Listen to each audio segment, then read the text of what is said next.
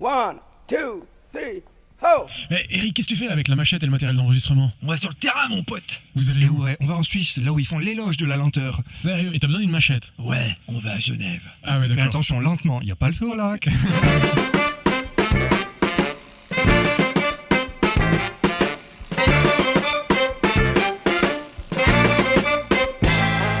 Bonjour tout le monde, c'est une première pour Pause Vélo puisqu'on enregistre depuis une boutique qui est spécialisée sur les vélos pliants et les vélos cargo. Ça va être une émission, on peut le dire, spéciale Genève puisqu'on est dans la boutique Bikes to Fold. Comment ça va Florian? Eh bien ça va bien, heureux d'être en Suisse, à Genève. Et on est avec Sulpice qui est le propriétaire de la boutique, comment ça va? Oui, très bien, merci de m'avoir invité. Il paraît que t'as une petite grippe, ça va aller? Il faut, ouais. On va se débrouiller, on va faire en sorte que tu Ah, il puisses fait te froid dire. ici, hein, il neige même, aujourd'hui Ouais, on peut le dire. Ouais, le jour de cette émission il neige, ouais. Alors les vélos pliants, les vélos cargo, admettons, parce que moi je n'ai pas de vélo pliant, je n'ai pas de vélo cargo, mais par contre c'est un truc qui pourrait m'intéresser à l'avenir. Admettons, je décide d'aller au travail en vélo pliant, je vais mettre mon vélo dans le train, je rentre dans ta boutique, qu'est-ce que tu me conseilles en fait? À mon avis, 3 paramètres qui sont très importants. Il faut que ça soit léger, il faut que ça soit très compact et aussi que ce soit une conduite très agréable et comme un vélo normal si on veut. Et que ça se plie rapidement, qu'il n'y ait pas besoin de vis et tout ça peut-être? Oui, c'est ça. Il y a une marque anglaise qui fabrique des vélos pliants depuis 40 ans. Ça devient en quelques secondes, vraiment pas plus de 10 secondes, un petit paquet de 55 sur 56 sur 29 cm. Alors ultra compact, ça passe entre deux sièges dans le bus, dans le tram aussi, sous les sièges de CFF ou entre deux sièges. Ça c'est extrêmement important que ça soit de quelques centimètres de plus. Ça rentre Ça dans les cases. devient tout de suite un objet qui dérange Les autres passagers. personne, un Ouais, qui ne passager. me dérange pas, oui. Les CFF, Et, on dit, c'est la SNCF française, hein. C'est l'équivalent de la SNCF Ouais, c'est la pour les SNCF. trains. Ouais. oui, d'accord, oui, absolument, oui. Je précise.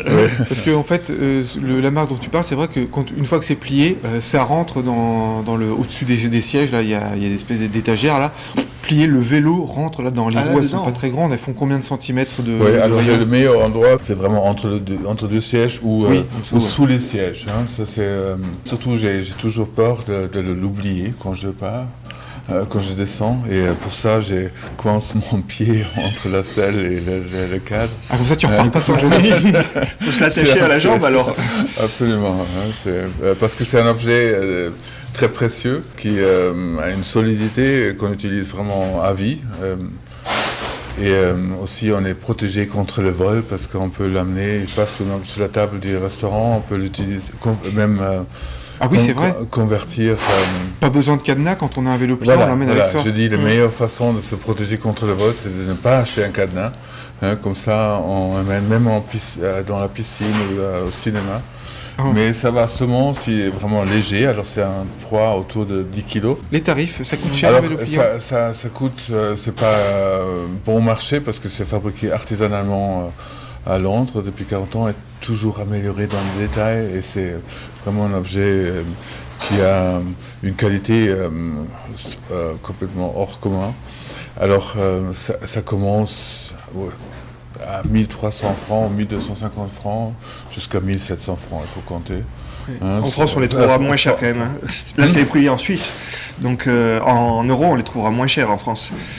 Non, c'est pour les Brompton, alors cette marque que je vois, c'est mondialement les mêmes prix parce qu'il y avait des problèmes, parce que les gens ont fait même des voyages le week-end avec EasyJet à Gatwick pour chercher. Il y avait un certain magasin à Londres qui ont fait un service international pour livrer les vélos parce qu'on peut les très facilement transporter en avion aussi. Il faut aller au magasin d'usine, alors en Angleterre.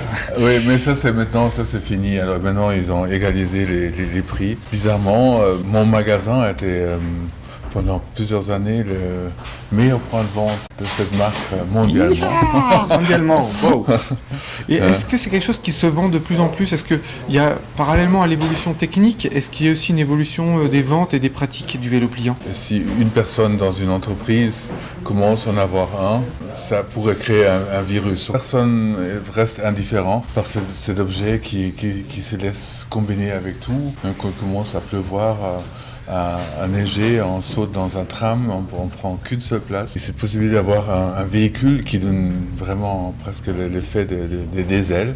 Des ailes. C'est joli.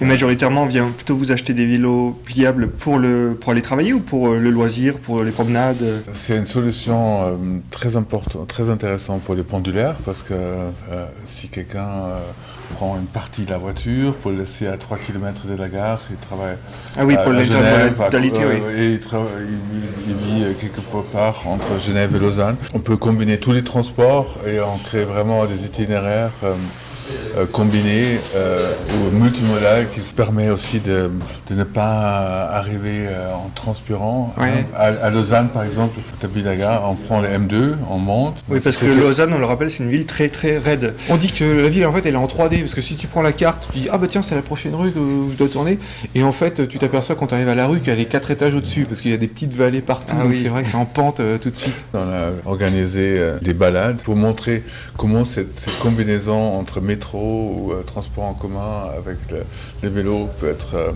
passionnant parce que si quelqu'un doit faire le petit chêne, c'est une rue qui est très en pente. C'est très en pente depuis la gare alors vers la vieille ville. Si on fait ça une fois et après on arrête. On abandonne le vélo. Est-ce qu'il existe des vélos pliants à assistance électrique? Il y a plusieurs. Et c'est intéressant, mais il faut juste savoir que le moteur et la batterie rajoutent pas mal de poids. Oui. Pour un vélo pliant, c'est important que ce soit léger et facilement. S'il y a une montée, on peut prendre le mode de transport adapté, même télésiège. Moi, je fais des balades avec ma femme. En téléphérique, et puis après tu descends. Et elle a son Brompton sur les genoux. Et elle monte et moi j'essaie de faire la montée à vélo. Ces vélos sont très efficaces, on dépasse d'autres cyclistes. Beaucoup de gens pensent que les petites roues sont plus longs et moins efficaces, mais c'est plutôt le contraire. Les petites roues sont plus aérodynamiques et quand les pneus sont très gonflés, alors il faut des pneus à très haute pression de 8 bars ou 7 à 8 bars. Et là on a vraiment un vélo très roulant et très agréable. Il y a un monsieur qui fait, je crois, depuis Hans Stuck, depuis 6 ans, le tour du monde avec un Brompton. Avec un vélo pliant? Ah oui. Avec ces vélos, oui. Oui, c'est adapté quand même pour les longs voyages, les longues itinérances. Est-ce qu'on peut partir en voyage à vélo? Les roues sont petites. Moi, j'ai plusieurs fois aussi des tours du lac, par exemple, de 180 km. Oui. Un ami, il a fait avec un moyen de 33 km/h, de 180 km. Oh. L'année avant, il a fait Genève-Lausanne, 60 km avec un moyen de 39 km/h. Alors, on va continuer à parler vélo pliant tout à l'heure, mais on fait une petite pause, on va parler de vélo cargo. Il y a un caviste de Genève, un gars avec du pinard qui se trimballe en vélo, un vélo cargo. Comment ça se passe, Florian? Comment ça se passe? C'est la Tribune de Genève qui nous apprend ça. À vélo, on peut réaliser tous les métiers. Il suffit d'y croire et d'un peu de créativité. Alors cette affirmation est d'autant plus vraie depuis la démocratisation des vélos cargo. Comme tu le disais, Eric, un caviste livre à bicyclette dans Genève. Il a livré jusqu'à 120 bouteilles. C'est son record en une course, soit 200 kilos. 120 bouteilles dans le vélo cargo? Ouais. Il s'appelle Axel Cobé, c'est un ancien sommelier, petit-fils de vigneron du sud-ouest de la France, originaire de Villeneuve-sur-Lot comme Jérôme Cahuzac, mais ce caviste, à contrario de notre ancien ministre des Finances, s'est bonifié en venant en Suisse et a affûté sa conscience écologique. Alors à bicyclette, il livre aujourd'hui de nombreux restaurants du canton de Genève, auxquels il apporte en plus ses conseils de sommelier en valorisant toujours de petits producteurs et des vins issus de terroirs pleins de poésie. Alors il faut dire qu'au début, ses motivations étaient plutôt financières. Il n'avait pas les moyens pour démarrer son activité d'acheter une voiture et de payer tous les frais annexes. Mais depuis, il a pris goût au vélo. Cela lui permet en plus de s'entretenir car il avoue être un grand gourmand en plus d'être un gourmet. Alors espérons que sa façon de travailler fasse des émules dans le milieu de la restauration et souhaitons longue vie à ce caviste. Et c'est un comble qui ne connaît pas les bouchons. Excellent Florian. Il faudra qu'on fasse un de ces quatre une émission sur les différents métiers qu'on peut faire grâce au vélo. D'ailleurs pas forcément les vélos cargo. À mon avis, il faut avoir une gamme de différents véhicules adaptés à différentes utilisations pour transporter des enfants. Alors moi je suis un vieux jeune père d'une fille qui a 4 ans ou 4 ans et demi je l'ai cherché à la maternité avec le vélo cargo. T'es allé la chercher à la maternité, À la c'est-à-dire avec maternité. quelques jours et tu l'as transportée Ah oui, au c'est vrai. cargo. Avec un... Elle est venue au monde dans un vélo cargo presque. Oui, bon, il y a aussi des photos de ça. Oui, oui, comme l'article Oui. dit, hein, c'est cette expérience de pouvoir passer partout, de même pas être aveugle pour les embouteillages. Hein, on passe. Oui, les professionnels n'importe gagnent où. du temps, oui, avec ça. Hein, on est toujours pile à l'heure, hein, si on veut, parce qu'on sait qu'il n'y a pas ces contraintes. Hein, il n'y a pas des amendes à payer, et c'est tellement efficace. C'est d'ailleurs un problème, parce que nous, les cyclistes du quotidien, on n'a jamais l'excuse d'être en retard à cause des bouchons. On ne peut pas être en retard. Oui. C'est un problème. Hein. Ça me fait hésiter à repasser la voiture des fois. Non, mais tu prends le vélo et tu dis que tu es arrivé en voiture et qu'il y avait des bouchons. Oui, c'est ça, on peut faire ça. Ouais. Maintenant, il y a vraiment des modèles qui sont aussi extrêmement agréables à utiliser même pour les femmes qui n'ont aucune force, qui sont petites, etc. Grâce à l'électrique. Grâce au moteur électrique, qui crée vraiment un effort. Aussi une suspension intégrale qui fait... Il y a plusieurs marques de vélos cargo, mais tu disais que par contre, avant qu'on enregistre, tu m'expliquais que pour le vélo pliant, c'est un marché très peu concurrentiel, il y a très peu de marques en fait. Bon, c'est peut-être juste un hasard, mais c'est un inventeur britannique qui a eu cette idée dans les années 70. Il a dessiné ces vélos pliants dans les années 70. 70. Qui étaient tellement... 70 traduit pour la France. Si on regarde ce pliage en 4, c'est où rien bouge et c'est tellement compact qu'il y a énormément de tentatives de faire quelque chose d'équivalent, mais ça n'existe toujours pas. Hein. Il y a des marques Dahon, il y a Tern, il y a qui essaient de faire quelque chose semblable. Mais ils disent aussi, je connais aussi ces constructeurs, ils disent on n'arrive jamais à rattraper 40 ans d'expérience, hein, où chaque détail a été perfectionné. Et c'est vraiment, je crois, unique dans les vélos. C'est une marque qui fait encore artisanalement les vélos, est devenue la marque la plus importante leader en Angleterre, hein, et exporte mondialement. Mais on a aussi d'autres marques qui ont d'autres avantages, aussi des marques avec moteur électrique. Moi, je suis un peu moins chaud parce que je n'utilise pas. et surtout si on a vu certaines options. Hein, comme le sac ou le bagage qui est fixé sur le cadre, qui donne une énorme stabilité, même si c'est ultra chargé, et transformé en caddie en quelques secondes et tirer derrière soi. Alors, il ne faut pas porter ses affaires, il faut juste voir le vélo après. J'utilise d'autres marques plutôt comme mauvais exemple pour montrer comment c'était ça. Il y en a assez moins bien. Mais là, il y a des prix qui commencent déjà au-dessous de 500 francs. Des vélos plus oui, de 500 francs. Et on peut tirer des remorques, vous disiez. C'est ça. On peut tirer des remorques, absolument. Avant d'accueillir le deuxième invité de cette émission, Marcel Mühlestein, je te propose qu'on fasse une démonstration radio, c'est-à-dire qu'on va prendre le micro et qu'on va enregistrer le pliage et le dépliage d'un vélo et le repliage d'un vélo, et on va chronométrer tout ça. On va se mettre en place. Alors là, l'engin, il est fermé pour le moment. Alors on va dire qu'il fait 50 cm de haut, 50 cm de large et 20 cm d'épaisseur à peu près. C'est ce que j'ai dit, c'est 54, 56, 29. Top chrono, 3, 2, 1, c'est parti. Alors Marcel est monté le guidon, attention, et voilà le vélo avec les pédales, tout est monté, incroyable.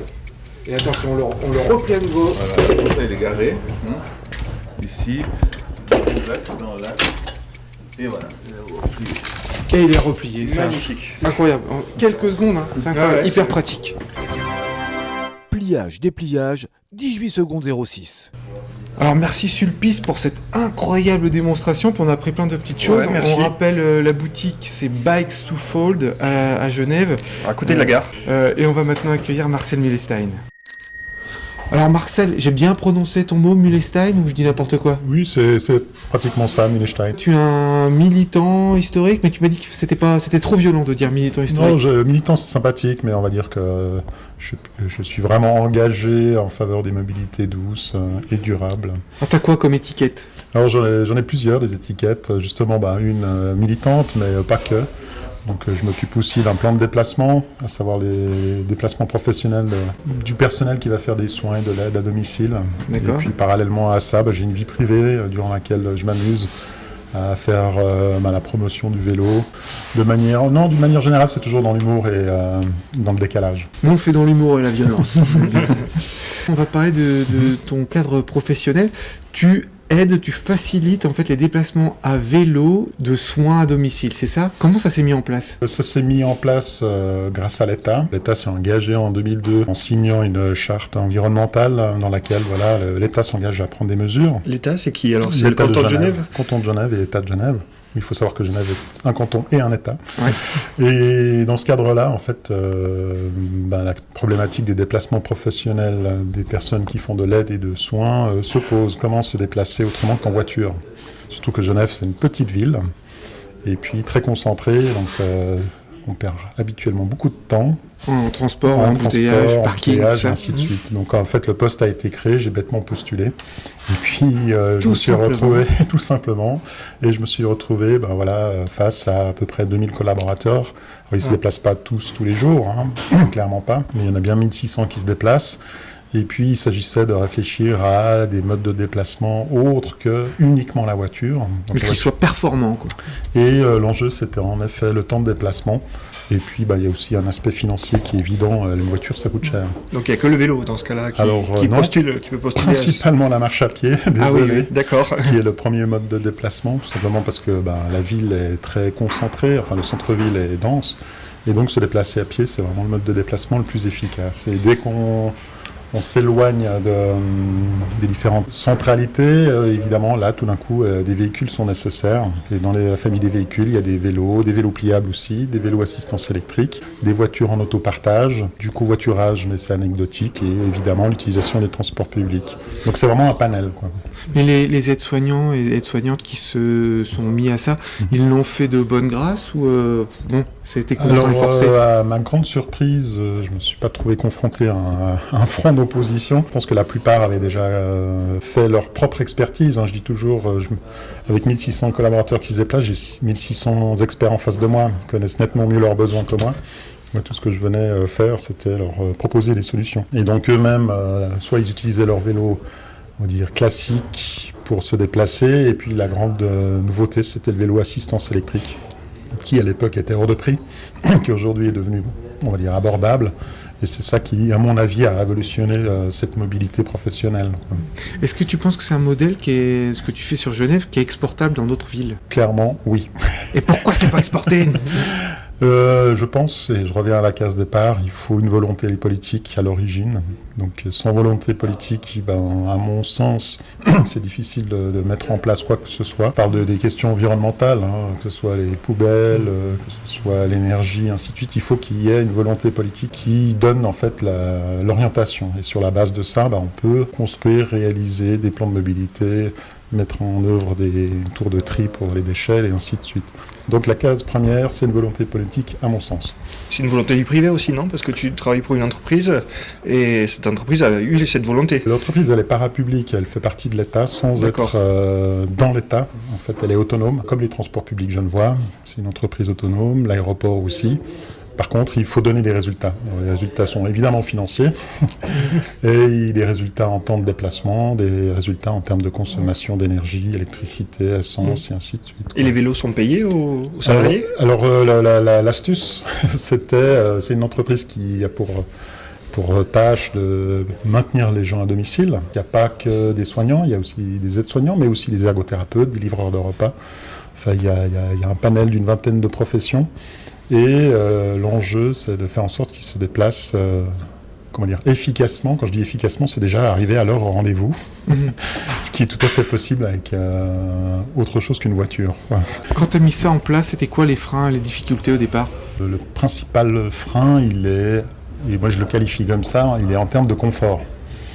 Avec une voiture, on a ce que j'appelle du confort, c'est on connaît son environnement, on a son sac à main, on a son sac, on a une radio, on a des sièges confortables, ainsi de suite. Et puis du coup, on a un univers qui nous est connu et on se déplace confortablement, sachant qu'on met une demi-heure pour arriver d'un point à un autre. On a cette notion de distance. Et si tout d'un coup, on doit changer de mode de déplacement, on bouscule tous ces conforts. Où est-ce que je vais mettre mon sac ? Qu'est-ce que je dois transporter ? J'ai plus la radio, je ne sais pas combien de temps je vais mettre pour traverser la ville. C'est un certain nombre d'inconnus. Donc le but, c'est simplement de montrer à ces personnes qu'on passe d'un confort à un autre. Le nouveau confort, c'est qu'on se déplace très vite, très efficacement et qu'on finisse à tourner à l'heure. On est plus sûr d'arriver d'un point A à un point B qu'avec une voiture quand même. Par contre, l'inconnu, c'est de savoir combien de temps on va mettre. Donc la grande surprise, c'est que tiens non, je mets 10 minutes au lieu des 15 que je mets habituellement en voiture. Et là, tout d'un coup, pour moi, c'est aussi une notion de confort. Les gens avec qui tu travailles, ils vont avoir une vie beaucoup plus facile dans les quelques prochaines semaines qui vont arriver parce que les impasses genevoises ne vont plus être des impasses pour les cyclistes. Au moins, ça sera signalé en tant que tel. Ouais, c'est bien ça. C'est toujours dans la tribune de Genève qu'on apprend ça. Donc la cité au jet d'eau, au geyser, a plus d'un tour dans son cul-de-sac, si je puis dire. Et c'est au bénéfice des cyclistes et aussi des piétons. La ville de Genève a décidé de révéler aux usagers de la bicyclette et aux piétons ces passages secrets. Et oui, il y a dans toute commune des impasses qui ne le sont que pour les automobilistes et qui cachent souvent des passages entre deux artères tout à fait praticables lorsqu'on n'a pas plus encombrant que son corps et ses 4 jambes. Donc Genève lance une enquête publique pour modifier la signalisation routière afin qu'elle s'adapte au parcours des cyclistes. La cité suisse s'est rendue compte que seuls 20% de ces impasses sont complètement imperméables. Seulement 20%. Ah ouais. Donc ça doit arriver dans d'autres villes aussi. Là, c'est 80% d'entre elles qui permettraient aux bicyclistes de se rendre encore plus rapidement et plus sûrement d'un point A à un point B. Reste à le faire savoir. Et puis ça pourrait être aussi un moyen pour les touristes, comme pour les Genevois, de découvrir ou de redécouvrir les envers de Genève. Après tout, aujourd'hui, on connaît peut-être mieux la face cachée de la Lune que celle de nos villes. Souhaitons que les autorités suisses donnent des idées aux communes françaises. J'ai vu le panneau, en fait. En fait, ce qui est bien aussi, c'est que ça coûte rien parce qu'il n'y a pas besoin de racheter des panneaux exprès. C'est un panneau impasse traditionnel. Il est surmonté d'un petit bonhomme piéton ou d'un petit vélo pour dire si on peut traverser soit les deux, soit il y a juste les piétons qui peuvent passer. Je crois qu'il y a une ligne continue agrémentée de l'icône du vélo et puis du piéton. C'est une ligne continue. Et du coup, ce qui est bien, c'est qu'ils n'auront pas besoin de changer les panneaux. Il suffira de mettre un autocollant jusqu'à ce qu'on change définitivement le panneau. Sans déconner, c'est pas une bonne idée, ça. Bah ouais, ils vont gagner du temps encore. Tu l'avais déjà intégré, ça, les impasses perméables ? Non, pas du tout. Je découvre cette bonne nouvelle. Tu vas voir ça. Et en effet, le fait que 80% des impasses soient traversables par les piétons et les cyclistes, c'est une excellente nouvelle et information. Et puis, c'est vrai que si on regarde la carte des réseaux cyclables à Genève, jusqu'à récemment, les ingénieurs en transport, pour ne pas les stigmatiser, organisaient des trajets complètement biscornus, en parallèle, mais jamais sur les grands axes. Et aujourd'hui, grâce à ces passages, alors, en termes de vitesse, je ne suis pas certain que ce soit indispensable, mais en termes de linéarité, de partir d'un point à un autre de manière directe et pas faire des contournements, c'est une excellente nouvelle.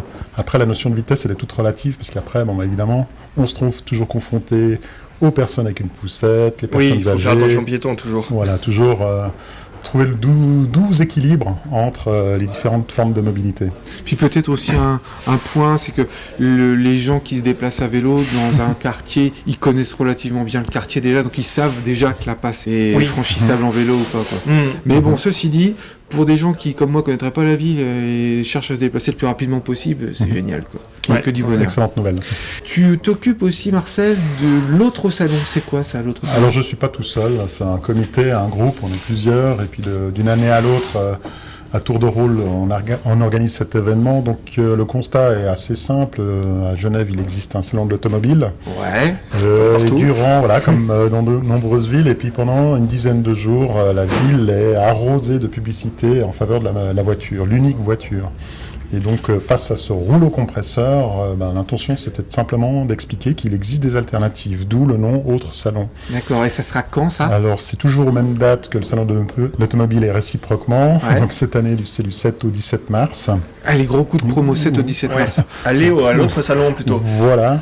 Et donc, l'idée, c'est d'occuper l'espace médiatique en disant qu'il existe autre chose que la voiture. Espace médiatique, tu veux dire, genre par exemple, s'il y avait un podcast spécialisé sur le vélo qui venait enregistrer une émission en public à l'Alter-Salon, enfin à l'autre salon, ça serait quand même vachement bien. Ça fait des années qu'on attend ça, donc on compte sur vous. On est là, mon copain. Donc on vous l'annonce déjà, on vient de conclure le truc, c'est signé, on viendra enregistrer une émission publique à l'autre salon. Et donc, surtout, ne manquez pas l'ouverture des portes de l'autre salon qui aura lieu le 7 mars, un jeudi, à 18h30, au Bain des Paquis. Les Bains des Paquis, c'est un lieu mythique, c'est des bains publics. Et là, il y aura une inauguration qui sera visuellement très poétique. Ah, on viendra voir ça. Ah tiens. Et ça sera, le reste de l'autre salon, ça sera où ? Alors, en fait, le salon n'existe pas en tant que lieu, excepté l'inauguration. Après, c'est des actions qui sont menées à gauche et à droite. D'accord ? Il y a quelques années, on avait organisé une visite guidée où on relevait toutes les absurdités par rapport à la mobilité douce, que ce soit par rapport aux pistes cyclables ou les aménagements sur les trottoirs.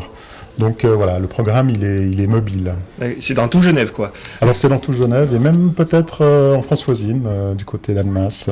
Ah, chouette. Une piste cyclable maintenant entre Annemasse et Genève. Alors à Genève, on a la chance d'avoir depuis peu une voie verte. Oui. Et donc ça a passablement bouleversé les logiques de déplacement entre Annemasse et Genève. On en a parlé dans On en a l'émission. parlé, ouais.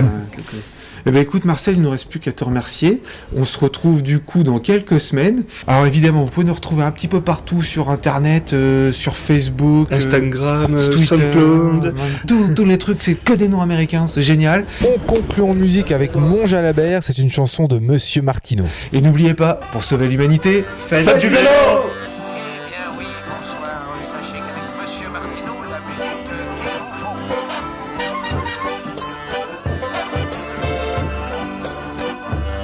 Mon jalala, mon Laurent Jalabert. Quand il y a du grabuge, il déboule le ventre à terre. Tous ses exploits, ses victoires ont fait le tour de la terre. Même lorsqu'il a crevé, il ne manque pas d'air. Ses parents en sont très fiers, ses supporters le vénèrent. Car il a l'art et la manière d'un champion extraordinaire. Mon jalala, mon Laurent Jalabert.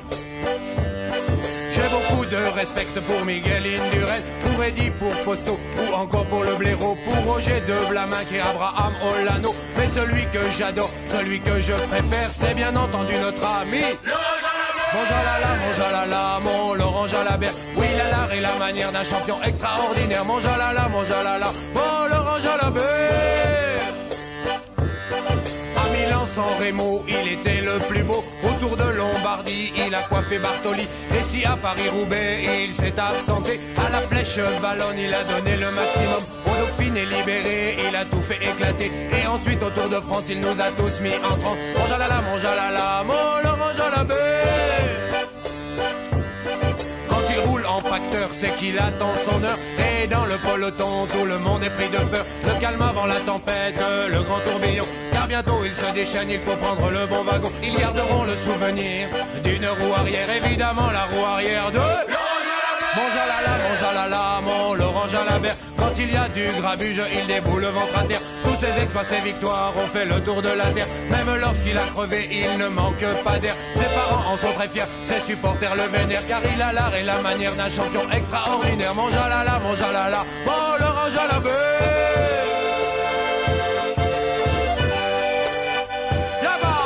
L'homme au petit pois, le taciturne, l'ange de la montagne et le géant des polders, le sorcier Gino le pieux et puis l'homme de fer, l'écumeur des circuits et le briseur de chaînes, le roi de Montlhéry et René la Châtaigne, Monsieur Paris-Roubaix et l'aigle de Tolède, la brambille, la galoche et sans oublier Dieu, le campionissimo et trompe la mort, le blaireau, il diabolo, Péricon et Lucho sont tous de grands champions, je vous le concède, mais celui que j'adore, celui que je préfère, vous l'avez deviné, c'est Mon jalala, mon Laurent Jalabert. Oui, il a l'art et la manière d'un champion extraordinaire. Mon jalala, mon Laurent Jalabert. Pour certaines c'est James Dean ou le beau Richard Gere. Pour d'autres Naomi Campbell ou bien Claudia Schiffer. Je n'ai rien contre les stars et bien au contraire, mais celui que j'adore, celui que je préfère, vous l'avez très bien compris, c'est Laurent Jalabert. Mon jalala, mon jalala, mon l'orange à la baie. Mon jalala, mon l'orange à la baie. Oui, celui que j'adore, c'est l'orange à la baie. Oui, celui que je préfère, c'est l'orange à la baie. Celui que préfère ma mère, c'est l'orange à la baie. Oui, celui que j'adore, c'est l'orange à la baie. Oui, celui que j'adore, celui que je préfère. Oui, celui que j'adore, celui que je préfère, celui que je préfère.